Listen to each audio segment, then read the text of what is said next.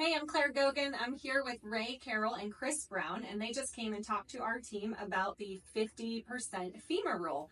And so I wanted to just ask a couple quick questions. So number one, if you could summarize it in 2 or 3 sentences, what is the 50% rule?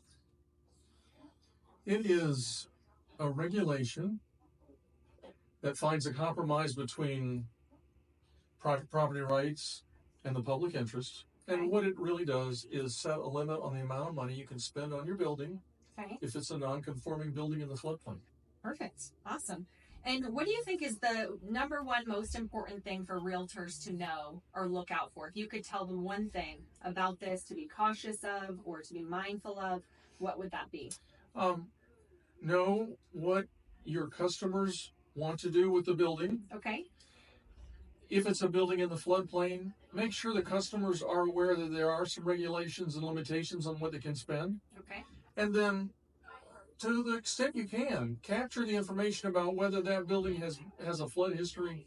Okay. And whether monies have been received from flood insurance. Okay. Wonderful. And how do you guys help with this process? When should a realtor turn to you? Realtors come to us sometimes when they're about to list a property. Okay. And they think the buyers might be interested in keeping the building, and the seller and the realtor think it might be important on how much they can spend on it. Okay. And then sometimes after the fact, when a new purchaser is ready to start, they'll come to us because they need an appraisal to pull their building permit. Okay, so you guys can do an appraisal to help them kind of figure out how much they can renovate that property. Yes. Perfect. All right, and last question, where do we find you? CarolandCarol.com. All right, CarolandCarol.com. Well, thank you so much for sitting down with me. Thank you for coming today. We're super happy to have you, and you can find them at CarolandCarol.com.